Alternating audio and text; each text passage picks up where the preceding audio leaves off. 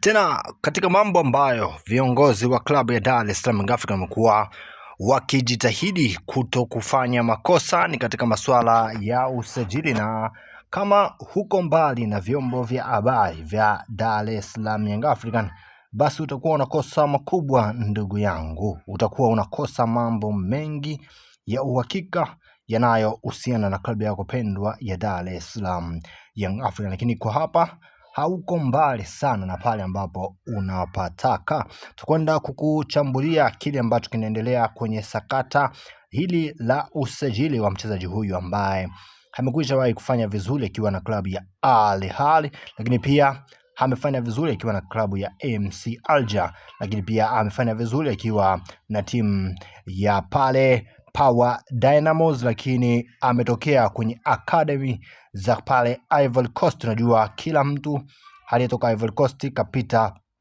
Hasek wa Mimosa. Sasa ni nani huyu tutakwenda kukuchambulia, lakini kitu kingine ambacho tunaweza kukuhasa kama shabiki wa Young African, unabidi kufuatilia kwanza katika mchezo wa leo. Huenda ikawa ni surprise kubwa kuona utambulisho wa mchezaji mkubwa ambaye hakuna ambaye angeweza kufikiri kutambulishwa kwa mchezaji huyu ndani ya vikosi vya Young African kulingana na profile alionayo, lakini pia na ule wakati huu ambao dirisha limefungwa, lakini tunajua kuna sheria zinaruhusu kuwa na mchezaji mwingine, na hizo sheria kila mtu atakuwa anazifahamu, lakini kama uzifahamu basi mwisho wa video hii nitakwenda kukutajia na zinakaa vipi. Lakini uongozi wa Dar es Salaam Young Africans kupitia Engineer Hersi Said umefanya mambo makubwa hasa kwenye kipindi hiki na kwenye vipindi vingi vya usajili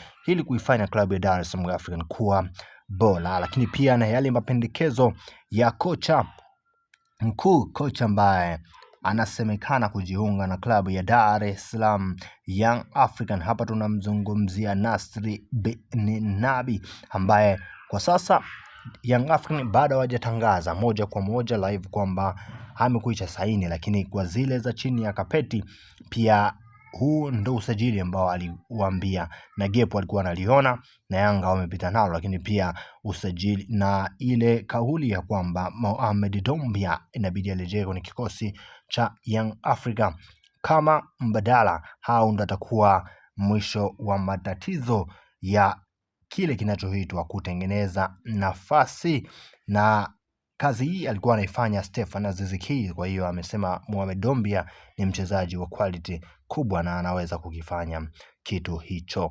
Sasa tusubiri tuone kinachoendelea, lakini tuende kujadili sakata la mchezaji huyu ambaye anafanya vizuri sana na amefanya vizuri sana, lakini Engineer Hersi Said ameona ni vema sasa kuwa naye kwenye kikosi cha Young African. Tutaanza kidogo na visheria vinavyoruhusu kama mchezaji basi atakuwa yupo huru, anaruhusiwa kucheza ligi yoyote muda wowote na timu yoyote. Kama yupo huru zaidi ya miezi 6 anaruhusiwa kucheza timu yoyote, na Young African wameamua kupita na hili. Lakini swala lingine ni kwamba mchezaji Zizo wa Afrika ambaye ni kiungo namba 6 anakuja kujiunga na klabu ya Dar es Salaam Young Africans akitokea kule tunasema ni no club, kwa sababu alikuwa ni mchezaji huru baada ya kupata majeraha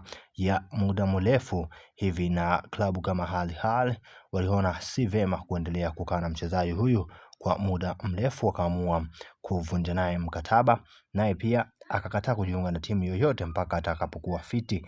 Kwa hiyo ameamua kujiunga na klabu ya Dar es Salaam Young Africans na atakuja kutumikia Young Africans kwa mkataba wa mwaka 1.5, lakini kwa garantia kwamba Young Africans wanabidi kuwa wanashiriki michuano ya kimataifa, na Young Africans wamemwambia hilo si swala la kuuliza mara mbili, tunashiriki mpaka wewe utakapoamua kusema tu inatosha. Sasa amesaini mkataba wa mwaka 1.5 na option ya kuongeza mkataba wa mwaka 1 kama mambo yatakwenda sawa.